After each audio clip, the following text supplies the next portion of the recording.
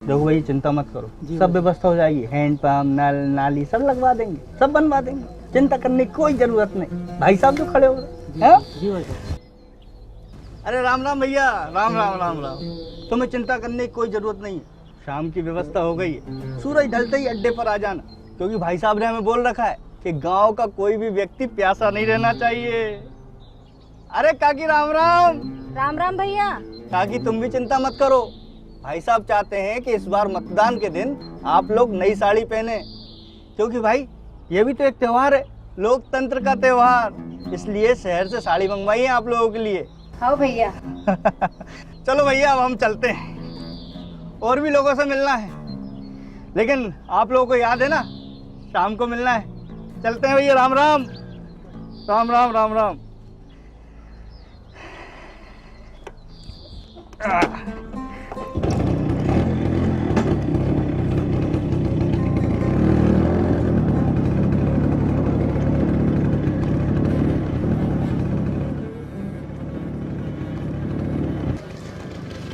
अरे रमेश भैया राम राम। भैया राम राम राम राम। और भैया क्या हाल चाल? आनंद मंगल है भैया। अब भैया हम दिनेश भैया के यहाँ से आ रहे हैं, आप घर पे ही मिलना, आपसे ही मिलना है हमें, हाँ हाँ आ जाओ। है ना भैया? अभी आते हैं। देख बेटा, सब्जी बनाने से पहले अच्छी तरीके से धो लेना। सरकार के भी निर्देश है, बाहर से कोई भी सामान लेके आओ तो उसको उपयोग करने से पहले अच्छी तरीके से धो लो। जी पापा आप सही कह रहे। पापा एक बात बताऊं, हाँ मेरा भी वोटर आईडी कार्ड बनकर आ गया है और मैं भी चुनाव में पहली बार वोट डालूंगी। नहीं बेटा, इस बार तू वोट डालने नहीं जाएगी। अरे वहाँ मतदान केंद्र में भीड़ रहेगी, पता नहीं कहाँ कहाँ से कैसे कैसे लोग आएंगे, वैसे ही कोरोना चल रहा है। पर पापा चुनाव आयोग ने चुनाव की अनुमति दी है तो सुरक्षा के कड़े इंतजाम भी किए होंगे। अच्छा अभी बहुत थक गए अपन, चल बाद में बात करेंगे।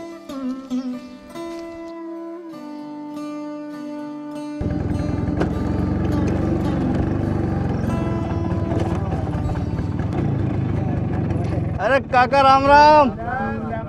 शाम को याद है ना? है ना। आना है आप लोगों को? बिल्कुल बिल्कुल पक्का? पक्का। चलो चलते हैं। हाँ चलो चलो, कच्चे कच्चे।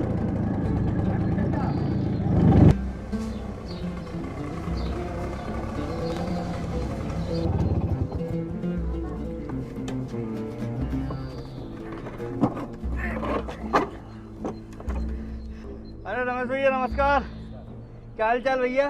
बढ़िया, आनंद मंगल है। बेटा स्टूल ले आओ। अरे नहीं नहीं नहीं, हम नहीं ठीक हैं। और भैया जी कैसे आना हुआ? अब आपको तो पता है रमेश भैया कि अपने क्षेत्र में चुनाव हुए, तो बस भाई साहब का आग्रह आप तक पहुंचाने आ गए थे। भाई साहब पूरे गांव का अपना परिवार जो मानते हैं, तो भाई साहब हमसे बोले कि जाओ गांव में देखो किसी को कोई तकलीफ तो नहीं, और स्पेशली आपके लिए बोले कि रमेश भैया के घर तुम पर्सनली जाना। तो हम आ गए। रमेश भैया सुना है कि रजनी बिटिया वोट देने लायक हो गई है, तो हम आ गए। कोई भी तकलीफ हो तो बताना। भैया जी एक बात बताओ, आप वैसे तो गांव में दिखाई नहीं देते, पर जब चुनाव होता है तो आ जाते हैं गांव में स्कूटर लेकर। रजनी बिटिया, ये पूरा गांव हमारा परिवार है और हमें तुम सबकी चिंता रहती है, और भी तो काम देते हैं ना, लेकिन जब भी मौका लगता है हम आ जाते हैं, जैसे अभी आ गए। भैया जी अभी चुनाव में बहुत टाइम है, और फिर हमें अच्छी तरह से मालूम है किसको वोट देना है। रमेश भैया आप तो समझदार हैं, बस हम तो यही बताने आए थे कि शाम को अड्डे पर मतलब कार्यालय पर आ जाना। हमने एक छोटा सा प्रोग्राम रखा है, सब व्यवस्था रहेगी, बस आप लोग आ जाना। और भाई साहब ने आप लोगों के लिए कुछ और भी सोच रखा है, वोटिंग वाले दिन आपको आपका गिफ्ट मिल जाएगा। माफ कीजिएगा भैया जी, पर हमें आपसे कोई गिफ्ट नहीं चाहिए, और ना ही पापा शाम को आपके किसी प्रोग्राम में आएंगे। क्यों? क्योंकि हम अपना वोट नहीं बेच सकते। अच्छा तो बताओ क्या कीमत चाहिए, हम भाई साहब से बात करेंगे। हमारे वोट की कीमत ना ही आप दे सकते हैं और ना ही आपके भाई साहब ही दे सकते हैं, क्योंकि वोट डालना हमारा कर्तव्य है और कर्तव्य की कभी कीमत नहीं आकी जाती। ठीक है, आप लोगों की मर्जी। पर भाई साहब ने आप लोगों के लिए क्या क्या सोच कर रखा था? भाई साहब तो बोले थे कि चुनाव वाले दिन गाड़ी की व्यवस्था कर देना, ताकि सब लोग गाड़ी में बैठकर वोट देने जा सकें। गाड़ी की क्या जरूरत है? कौन सा मतदान केंद्र दूर है, और अगर दूर भी है तो फर्क क्या पड़ता है? क्या एक दिन हम पैदल नहीं जा सकते वोट डालने? जैसे हम स्कूल जाते हैं, बाजार जाते हैं सामान लेने, वैसे ही वोट डालने भी जा सकते हैं भैया जी। तो अपने गांव में बुजुर्ग लोग भी तो हैं। आपको चिंता करने की जरूरत नहीं है भैया जी। यदि गांव में 80 साल का बुजुर्ग या निःशक्तजन मौजूद है तो चुनाव आयोग ने उसके लिए डाक से वोट डालने की व्यवस्था की है। आपको बस एक आवेदन देना है। भैया जी, वोट की कीमत लगाना बहुत आसान है, लेकिन उसकी कीमत को समझना बहुत मुश्किल है, क्योंकि समाज की एकजुटता और लोकतंत्र का स्तंभ है मतदान। हमारे देश के प्रति प्रेम और जिम्मेदारी की पहचान है मतदान। बिल्कुल सही। मतदाता का हक और उसकी शान है मतदान। दीदी नमस्ते। नमस्ते। कैसी हो रजनी? अच्छी हूँ, कुर्सी लेकर आती हूँ। कैसे हैं भैया जी आप? बढ़िया मैडम जी, बस रमेश भैया से मिलने आ गए। रमेश भैया से मिलने आए थे। वैसे सुना है कि आप गांव भर में साड़ियाँ बांट रहे हैं। अरे नमस्ते मैडम जी, आज कैसे आना हुआ? मैं आप सबको चुनाव के बारे में जानकारी देने आई थी। इस बार तो रजनी का भी नाम वोटर लिस्ट में है। रजनी, इस बार तुम्हें वोट देना है। मैडम जी, वो तो पता है, पर एक बात बताइए, इस कोरोना में बिटिया का वहाँ वोट डालने जाना उचित है? अरे वहाँ पता नहीं कितने लोग होंगे। रमेश जी, मैं जानती हूँ इस महामारी की वजह से हम सबकी हालत खराब है, पर प्रशासन और चुनाव आयोग को आपकी पूरी चिंता है। जी, वो कैसे? पापा, चुनाव आयोग की तरफ से हमारी सुरक्षा का पूरा ख्याल रखा जाएगा। मैंने सुना है मतदान के एक दिन पहले मतदान केंद्र को सैनिटाइज किया जाएगा। थर्मल स्क्रीनिंग के साथ सोशल डिस्टेंसिंग का पालन भी किया जाएगा। बिल्कुल सही कहा रजनी। रमेश जी, मैं आपको बताती हूँ, निर्वाचन आयोग ने दिव्यांगों और 80 साल से ज्यादा उम्र के मतदाताओं के लिए, जरूरी सेवाओं में कार्यरत कर्मचारियों के लिए और उसके साथ साथ कोरोना संक्रमितों के लिए विकल्प के तौर पर पोस्टल बैलेट की सुविधा दी है। और मतदान केंद्रों में सोशल डिस्टेंसिंग के लिए मतदान केंद्रों की संख्या बढ़ाई गई है, जिससे कि मतदान केंद्रों के बाहर भीड़ न इकट्ठी हो। मतदान प्रक्रिया के दौरान यदि मतदाता का तापमान स्वास्थ्य मंत्रालय के निर्धारित मानदंडों से ज्यादा होता है तो उसका तापमान दोबारा लिया जाएगा, और अगर फिर भी अधिक होता है तो उससे अनुरोध किया जाएगा कि चुनाव के अंतिम घंटों में वो अपना वोट दे। इसके अलावा पहले 1500 लोग एक साथ वोट दे सकते थे, पर वर्तमान स्थिति को देखते हुए निश्चित समय के लिए अधिकतम 1000 लोग ही मतदान केंद्र के अंदर जा सकते हैं। व्यवस्थाओं की देखरेख के लिए राज्य, जिला और विधानसभा क्षेत्र के नोडल स्वास्थ्य अधिकारी नामित हैं। अरे वाह मैडम जी, चुनाव आयोग ने तो सभी की सुरक्षा के पूरे इंतजाम किए। अब तो रजनी बेटा और हम वोट डालने जरूर जाएंगे। ये हुई ना बात। भैया जी, कहाँ चल दिए? शाम को प्रोग्राम कैंसिल करना है। क्यों? क्योंकि हमें निष्पक्ष मतदान का महत्व समझ में आ गया।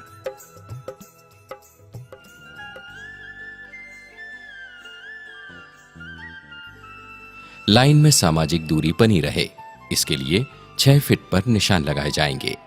मतदान केंद्रों पर बीएलओ और स्वयंसेवक उपस्थित रहेंगे ताकि सामाजिक दूरी का कड़ाई से पालन हो सके। जो भी मतदान केंद्र पर आएगा उसका तापमान टेम्परेचर गन से लिया जाएगा।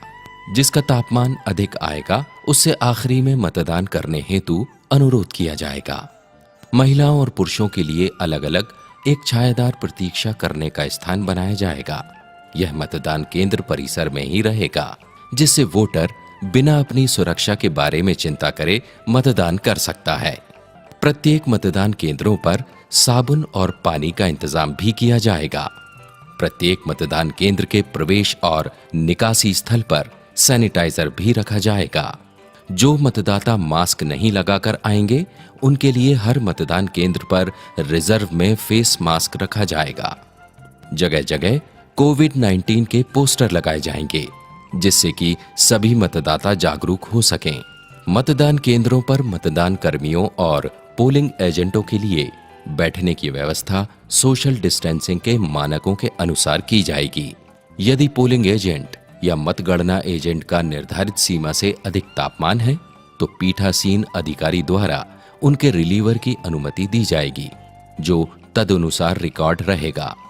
मतदान की पहचान की प्रक्रिया के दौरान मतदाताओं को पहचान के लिए फेस मास्क नीचे करने की आवश्यकता होगी। फेस मास्क तभी उतारा जाए जब उसकी आवश्यकता हो। किसी भी समय सामाजिक दूरी बनाए रखने वाले प्रत्येक मतदान अधिकारी के सामने केवल एक मतदाता को खड़े होने की अनुमति होगी। मतदान रजिस्टर पर हस्ताक्षर करने और मतदान के लिए ईवीएम का बटन दबाने के लिए मतदाता को हाथ दस्ताने प्रदान किए जाएंगे।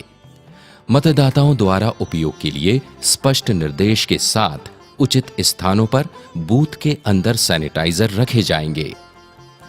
स्वास्थ्य अधिकारियों की देखरेख में कोविड-19 से संबंधित निवारक उपायों का कड़ाई से पालन किया जाएगा।